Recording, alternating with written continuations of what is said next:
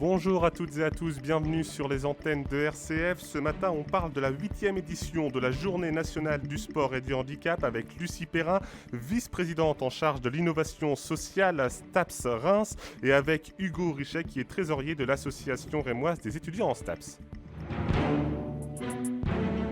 RCF Reims-Ardennes, Alexis Claudretz. Lucie Perrin, bonjour. Bonjour. Hugo Richet, bonjour. Bonjour.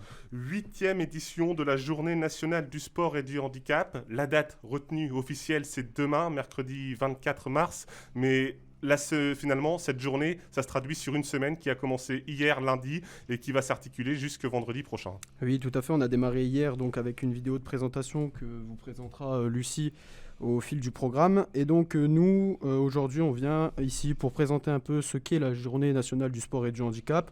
Donc, ça regroupe environ 30 associations en France. Donc, c'est une journée qui est portée au national par la NESTAPS. Et donc, cette année, au vu de la crise sanitaire, ça va être une édition qui est totalement remaniée sur une semaine. Alors justement, vous l'avez dit, c'est une édition remaniée, il faut s'adapter, c'est aussi un projet national que vous portez en local. Comment on s'adapte sur les différentes antennes locales? Parce qu'on imagine qu'il y a d'abord des consignes qui arrivent d'au-dessus au niveau national, et puis ensuite que chacun décline un petit peu le programme comme il l'a envie, comme il le sent. Oui, après on s'adapte aussi avec les sportifs locaux qu'on a. Donc là, on pourra voir au fil du programme que présentera Lucie, comme je vous l'ai dit, les sportifs qu'on présentés, qu'on présentera. Et donc nous, on a décliné ça avec de la boccia, avec plusieurs sportifs et plusieurs sports handisport. Donc les objectifs de la GNSH, ça va être de développer l'image de la pratique du sport et du handicap, d'ouvrir et d'inclure les personnes en situation de handicap au sport, briser les barrières sociales et lutter contre l'isolement, et enfin être facilitateur d'orientation et d'insertion professionnelle des jeunes. Lucie Perrin, une fois qu'on est rentré dans le contexte de cette journée nationale du sport et du handicap, on a envie d'en savoir plus sur la 8e édition. Alors comment est porté le programme par les Rémois ? Bon bah voilà, du coup, comme Hugo l'a dit, cette année, c'est encore de l'adaptation. On n'a pas le choix et on s'est adapté du mieux qu'on pouvait pour ouvrir cette semaine de sensibilisation à tout le monde. Du coup, on a commencé hier avec notre vidéo de présentation à 10h où on a vraiment présenté le projet en général, qu'est-ce qui va se passer, comment ça va se dérouler. Et ensuite, on a eu pour la fin de la soirée la présentation des parrains qui vont parrainer toute cette semaine, donc avec Lucas Créange qui se situe à Reims. Si on parle de Lucas Créange, pour nos auditeurs les moins avertis, qui est-il, son profil rapidement en quelques mots ? C'est un sportif de ping-pong, si je ne dis pas de bêtises, donc qui est à Reims depuis quelques temps et qui joue au tennis de table. Parmi les temps forts, il y a notamment l'équipe de France de basket féminine qui est présente à Reims tout au long de la semaine, mais le gros du temps fort, c'est vraiment demain avec une diffusion d'un match. Racontez-nous un petit peu ce qu'il va se passer ce mercredi. Alors ce mercredi, du coup, on a la chance d'avoir un match de handisport. Donc c'est avec l'équipe de France de basket fauteuil féminine qui vient s'entraîner toute la semaine à Reims et qui est logée à Besançon et qui s'entraîne au Creps. Donc toute la semaine, ils sont là à s'entraîner. Et du coup, mercredi, ils nous offrent la possibilité d'avoir un match avec les maillots officiels. Donc, qui va se dérouler à 20h et qui sera retransmis sur tous nos réseaux sociaux en direct. Alors notamment la page Facebook, c'est Association Rémoise des étudiants en STAPS à Reims. Ouais, c'est ça. La page qui n'a pas bougé. Évidemment, il y a ce temps fort de ce mercredi que l'on présente. Il y a aussi toutes les actions de sensibilisation que vous allez mener à la fois en interne entre vous pour sensibiliser les étudiants, mais aussi aller sensibiliser le grand public. On pense notamment aux actions dans les écoles. Vous l'aviez fait il y a quelque temps dans un autre cadre. Vous allez recommencer cette opération. Si on fait à la fois le bilan de ce qui s'est passé précédemment et de ce que vous allez faire, comment ça se traduit là cette fois ? Honnêtement, on a vu qu'avec la semaine du sport et de l'environnement, ça a été une vraie réussite parce que les enfants étaient hyper curieux, hyper amenés à débattre avec nous. Et on s'est dit honnêtement, pourquoi pas recommencer sur une thématique comme celle-ci parce que c'est quelque chose qui est hyper actuel et qui peut les intéresser et qui se développe de plus en plus dans les écoles. Donc on intervient cet après-midi à 14h et donc aussi jeudi à 14h dans une autre école. Lorsque vous intervenez dans les écoles, quelles sont les activités qui sont proposées ?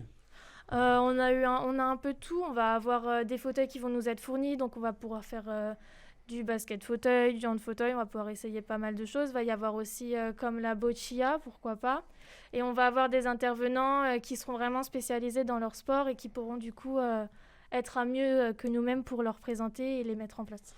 Alors, on évoquait tout à l'heure avec vous, Lucie Perrin et Hugo Richet, les parrains de cette édition. On a notamment parlé du pongiste qui serait parmi les parrains. Il y a également Miss Aube qui sera là pour sensibiliser là, sur une autre thématique, ça va être le langage des signes par exemple. Ouais. Du coup, ce matin à 10h, on a une intervention de la langue des signes de Miss Aube, donc, qui est Elsa Damien.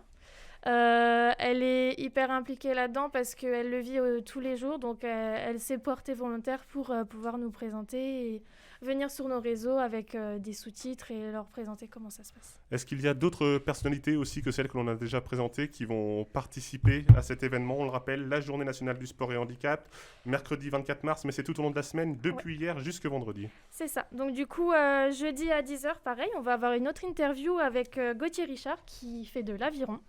Et vendredi, on va avoir une vidéo de Loric, donc, qui lui fait de la boccia. Alors justement, il y a des vidéos animées, etc. C'est ce que vous nous présentiez un petit peu tout à l'heure, Hugo Richet. C'est-à-dire qu'il y a ce cadre national que l'on décline en local. Évidemment, il y a toutes ces actions de sensibilisation, mais aussi l'idée, c'est d'apprendre, d'enseigner en s'amusant quelque part. Il va y avoir des jeux, des petits défis, des quiz qui vont être proposés également.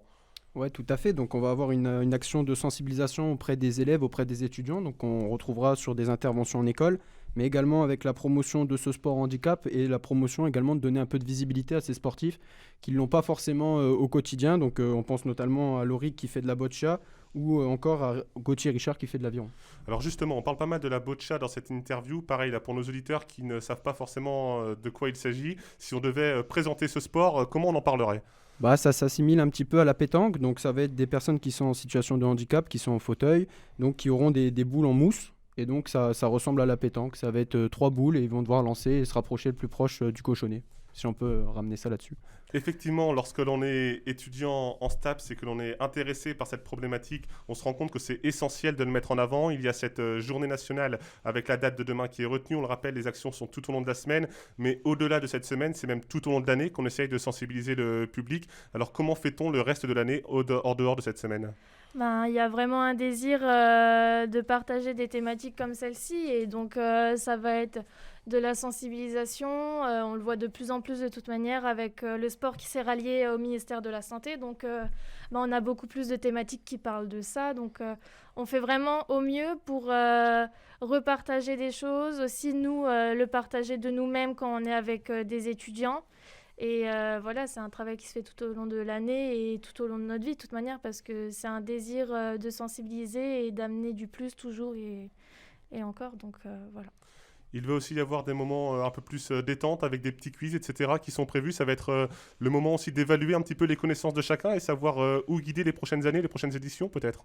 Oui, voilà. Après, en espérant que le Covid nous laisse tranquilles et qu'on puisse refaire des choses en présentiel parce que c'est aussi un désir pour nous. Mais donc, du coup, pour cette semaine, on va faire des quiz sur, par exemple, qu'est-ce que la boccia, qu'est-ce que le cécifoot ou des choses comme ça. Donc, je vais laisser aux auditeurs réfléchir à la question.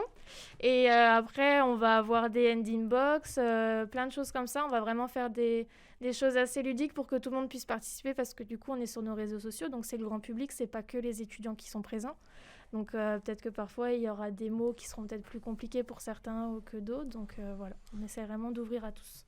La 8e édition de la Journée nationale du sport et du handicap. Ce mercredi, l'événement sur la page de Facebook, notamment, et sur les autres réseaux sociaux de l'ARES Reims, le match de basket fauteuil de l'équipe de France féminine qui est diffusé. C'est à 20h, on a dit l'horaire tout à l'heure.